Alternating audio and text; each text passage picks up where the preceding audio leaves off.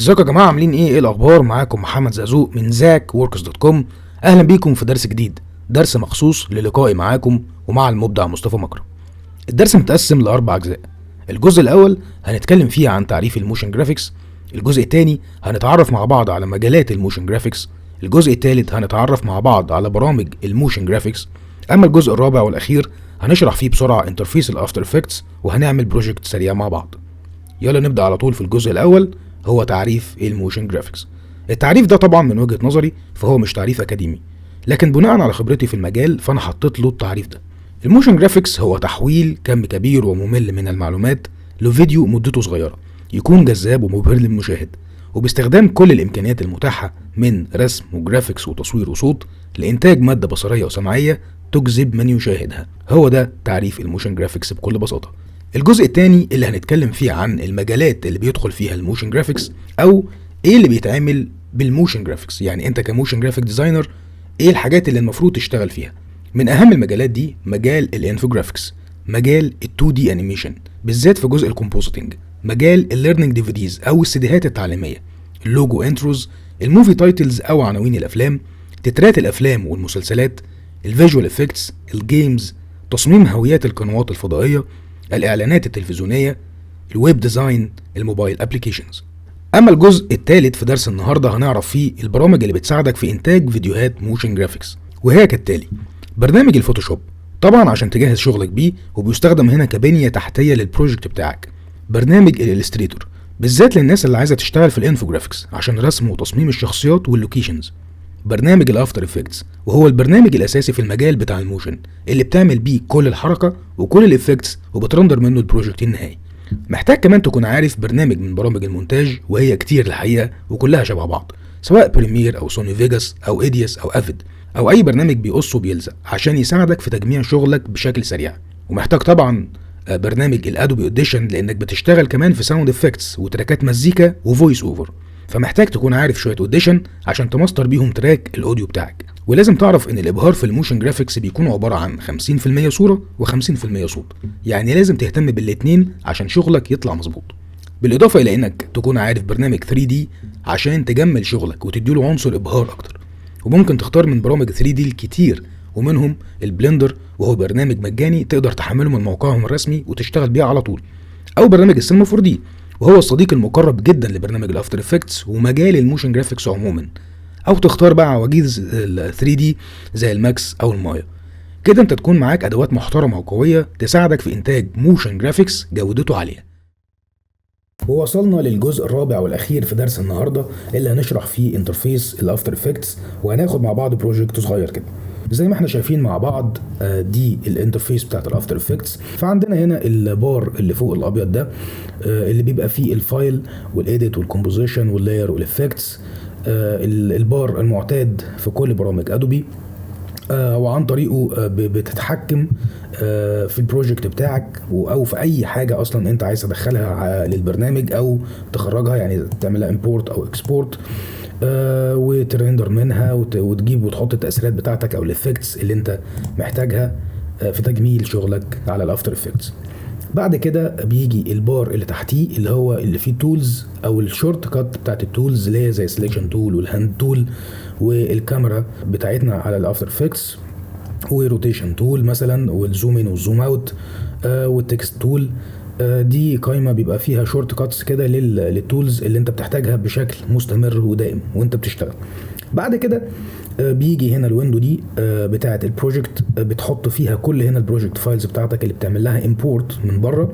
قائمه الافكت كنترولز دي لما بتيجي تحط مثلا اي افكت من هنا بتنزل او بينزل لك هنا الافكت ده وتقدر تتحكم فيه. بعد كده بتيجي الويندو بتاعه الارت وورك بتاعك، او هنا بيبقى الورك سبيس. بعد كده الويندو بتاعه الانفورميشن بتقدم لك معلومات طول ما انت شغال عن الالوان وعن الاكس والواي والزي لو انت عامل كاميرا. بعد كده الويندو بتاعه البريفيو اللي عن طريقها بتعمل ريندر بريفيو وتشوف البروجكت بتاعك وصل لفين. بعد كده الويندو بتاعه الافكت والبريسيتس اللي فيها بقى كل البهاريز واللعب والحركات. بعد كده الويندو بتاعه التايم لاين متقسمه حتتين زي ما احنا شايفين كده. الحته دي المسؤوله عن التايم انديكيتور او اللي انت تقدر تمشي هنا بقى على التايم لاين وتشوف مثلا عند الثانيه 1 أو 2 أو 10. وهنا بيبقى فيه اللايرز بتاعتك مترتبه ورا بعضها زي ما احنا شوفنا كده. ده طبعا شرح سريع جدا للانترفيس بتاعت الافتر افكتس، مش متعمق قوي في الشرح دلوقتي، لان طبعا الموضوع يطول قوي وياخد اكتر من درس يعني. دلوقتي بقى جه ميعادنا مع البروجكت اللي احنا هننفذه النهارده مع بعض. هو عباره عن الشكل اللي احنا هنشوفه دلوقتي. ندوس 0 على الكيبورد، الزيرو اللي في النمباد علشان نشوف البريفيو زي ما احنا شايفين مع بعض كده. ده اللي احنا هنعمله ان شاء الله مع بعض النهارده. دي صوره كنت انا عامل لها ديزاين من زمان قوي، من حوالي مثلا 3 سنين او حاجه زي كده، فقررت النهارده ان انا اشتغل عليها في التوتوريال ده. انا دلوقتي عايز امبورت الفايلز بتاعتي اللي انا هشتغل عليها. هنا في الافتر افكتس عندك اكتر من طريقه، تقريبا 3. اول طريقه خالص ان انت تعمل فايل، امبورت فايل، وتيجي عند المكان اللي انت حاطط فيه الفايلز بتاعتك اللي هتشتغل عليها، وتختار اي حاجه بقى من عندك هنا وتحطها في الكومبوزيشن او في البروجكت ويندوز بتاعتك زي كده. يعني انا اخترت وبعد كده دوست امبورت، ادي نزل لك الحاجه اهي في الويندوز بتاعت البروجكت. دي طريقه. الطريقه الثانيه انا هعمل بس ديليت لدول. الطريقه الثانيه ان انا ادوس برضو فايل وامبورت وفايل، واجي عند الفولدر بره وادوس عليه كده واقول له امبورت فولدر علشان يحط لي الفولدر كله في البروجكت فايلز بتاعتنا بالطريقه اللي احنا شايفينها دي. طبعا نوت ريسبوندنج، ربنا خلينا الويندوز يعني.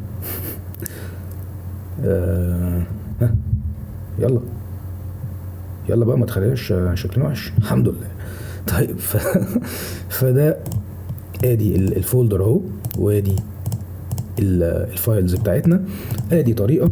وممكن الطريقه بقى العشوائيه اللي انت تروح نازل كده وتروح جايب التوتوريال فولدر بتاعك ده، او يعني اي فولدر انت حاطط فيه الحاجه بتاعتك، وتختار تروح ايه ترميهم هنا كده. دي كل الطرق اللي ممكن تمبورت بيها اي فايلز من جهازك على الافتر افكتس. طيب تعالوا بقى نبدا. هنمسك الديستني فوتج ده اللي هي الصوره بتاعت اللي احنا اخترناها، هنحطها في نيو كومبوزيشن بالطريقه دي، او ممكن تحطها كده برضو ترميها هنا. يعني اختار اي طريقه مش هتفرق، كله واحد. تمام. ونحول اللاير ده ل 3 دي زي كده، وندوس لاير نيو كاميرا علشان نعمل كاميرا، ونخلي البريسيت بتاعها 35 ملي، وندوس اوكي. بعد كده اروح منزل البيج فاير اللي هي النار الضخمه اللي احنا اخترناها دي، وهو فوتج الحقيقه الفا او بدون خلفيه علشان اعرف اشتغل عليه براحتي. نروح جايبينه هنا ونحطه في الكومبوزيشن بتاعتنا، ونحوله برضو 3 دي زي ما احنا شايفين كده. بعد كده نروح جايبين السموك بتاعنا ونحطه برضو في الكومبوزيشن بالطريقه دي، ونحوله 3 دي ونحطه تحت البيج فاير. طبعا هنا تحت او فوق مش هتفرق، هو اللي هيفرق معانا اكتر هو الزي بوزيشن. يعني مثلا اروح اعمل بقى هنا، اجيب بدل اكتف كاميرا اخليه كاستم فيو 1 علشان اجيب الفيو اللي احنا شايفينه ده مع بعض. وانا دوست دلوقتي سي على الكيبورد علشان اجيب الكاميرا روتيشن والبوزيشن، عشان اجيب التولز بتاعه الكاميرا. بتدوس سي على الكيبورد بيجي لك الاوربت كاميرا تول او الاكس والواي او الزي. فانا هجيب الاوربت علشان الف حواليها كده زي ما احنا شايفين، واغير الزي بوزيشن. هخلي الباك جراوند ورا خالص، واخلي النار الباك فاير دي مثلا كده، واخلي السموك ورا الكلام ده كله هنا مثلا كده. انا وزعت اللايرز بتاعتي او الفوتج بتاعي على الزي بوزيشن علشان لما اجي اتحرك بالكاميرا يبقى فيه عمق، او احس ان الكلام ده 3 دي مش مجرد فوتجات عاديه. انا بس هعمل سيف للتوتوريال، ممكن نسميه توتوريال 001 مثلا. وارجع من كاستم فيو 1 ارجع الاكتف كاميرا، واظبط السكيلات او السكيلز بقى بتاعت كل فوتج من بتوعي. مثلا ادوس هنا الاس على الكيبورد علشان اجيب السكيل بتاع الفوتج ده واكبره لحد هنا مثلا. واجي عند السموك ادوس اس على الكيبورد. ممكن ادوس اس على الكيبورد واكبر بالطريقه دي، او ممكن اجي هنا كده واكبر وادوس شيفت مع الهولد علشان يفضل محافظ على الاسبكت بتاعته. وادي كده بالشكل ده. واجي عند البيج فاير ادوس اس على الكيبورد اكبرها برضو، تمام، زي ما احنا شايفين بالمنظر ده، تمام. واجي بقى عند اللاير تاني فوق هنا من القائمه بتاعت اللاير، ادوس نيو نول اوبجكت، واعمل النول اوبجكت ده او احوله 3 دي واربط الكاميرا بيه بالبيرنت تول زي كده بالظبط. واجي عند اخر التايم لاين بتاعي وادوس بي على الكيبورد علشان احرك البوزيشن، وارجع تاني عند اول التايم لاين بتاعي واقرب قوي من الصوره بتاعتنا بالشكل ده مثلا لحد هنا، واظبط البوزيشن بتاعي سواء يمين او شمال زي ما انا عايز. فالحركه بتاعتنا هتبقى بالشكل ده كده زي ما احنا شايفين مع بعض، تمام.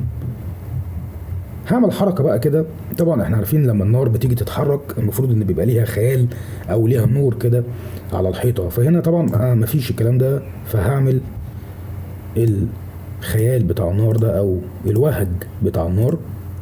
اخلي البيج فاير ده اعمل له كنترول دي او دوبليكيت، كنترول دي على الكيبورد، واجي ارجع الزي بوزيشن لورا خالص بالمنظر ده قبل الباك جراوند بتاعتنا شويه، واكبره لحد ما يوصل يبقى زي بالظبط الايه النار بتاعتي، او اصغر او اكبر مش هتفرق قوي، ان كده كده مش هيبقى باين من الافكتس اللي احنا هنعملها عليه.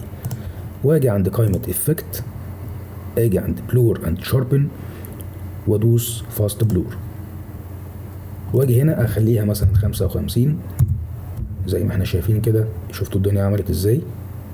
لو دوست هنا على النقطه دي بتسولو اللاير بتاعي، يعني ما اشوفش غيره زي كده بالظبط، ما اشوفش غير اللاير ده او الفوتيج ده عشان اقدر اعدل عليه براحتي. اجي عند الفاست ده واشوف بقى اللي انا عايزه، اخليه مثلا انا مبسوط ب 55، تمام.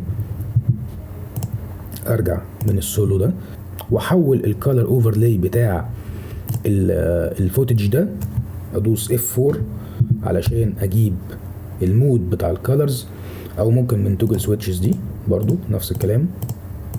اخلي الكالر بقى بتاع ده من نورمال اخليه اد زي ما احنا شايفين، عمل الوهج اللي احنا كنا بندور عليه عشان يبقى فيه رياليزم، او يعني يبقى الشوت بتاعي شبه حقيقي يعني زي ما احنا شايفين كده مع بعض. وممكن ادوس تي على الكيبورد عشان اجيب الاوباسيتي، وممكن اقلل او ازود على حسب ما انا شايف. مثلا كده نخليها 70، ممكن 75 كويس.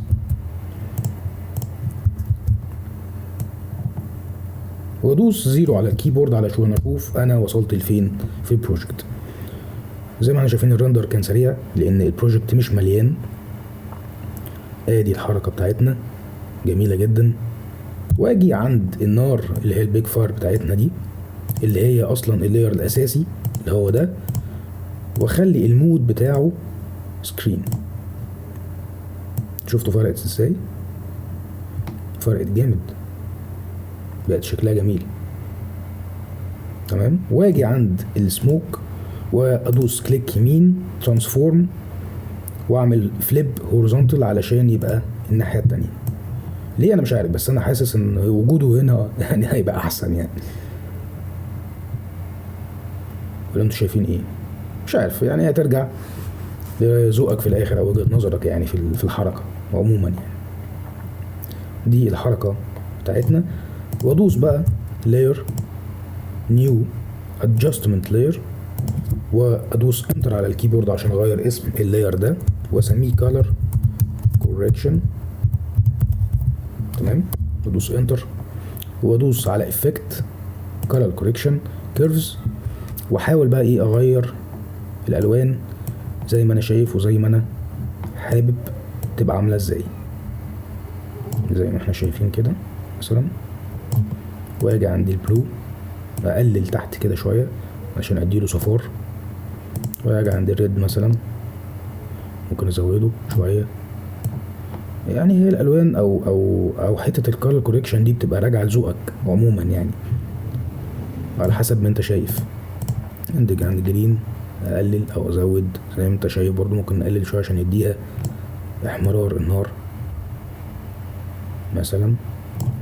وادوس على افكت كالر كوريكشن تنت علشان اقلل الالوان شويه. يعني مثلا ممكن هنا عند الاماونت اوف تنت اديله 25 عشان ما يبقاش يعني مكالر قوي كده او ملون قوي جامد كده.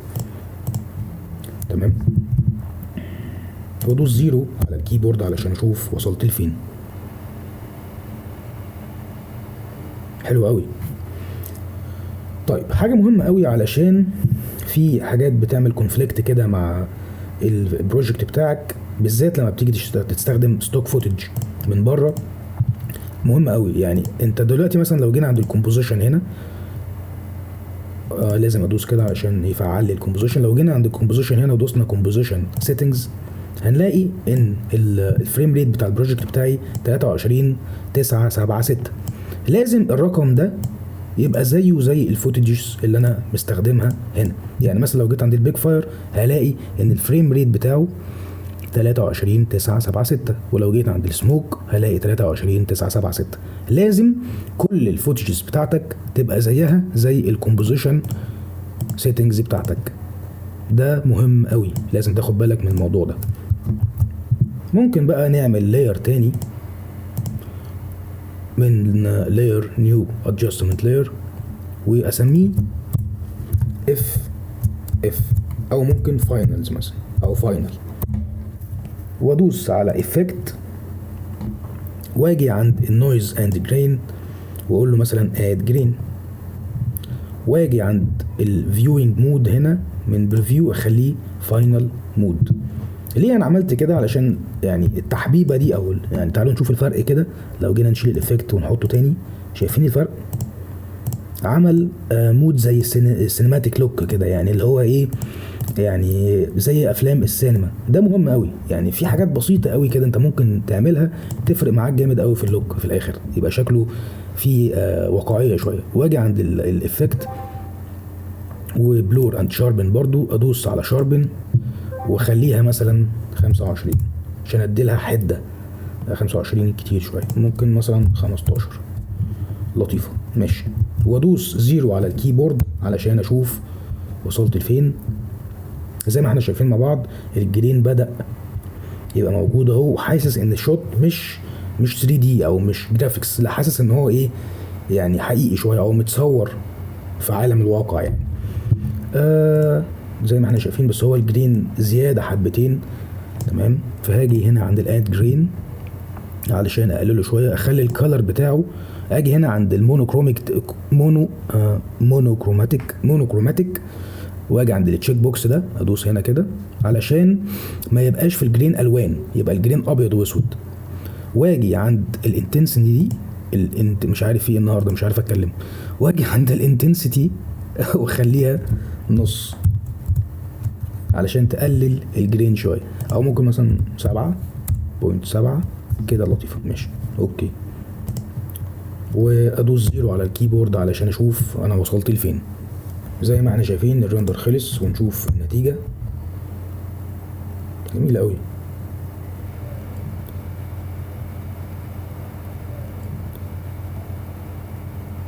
هايل. حاسس ان الحركه ناعمه لذيذه مغذيه يعني عجباني بصراحه. ممكن اروح اراجع كده. طبعا احنا شايفين في شويه يعني ان الكواليتي قليله شويه، بس انا ده عشان شغال على هاف ريزولوشن، فاحنا لو زودنا كده خليناها فول هنشوف الريزولوشن كله بشكل اوضح.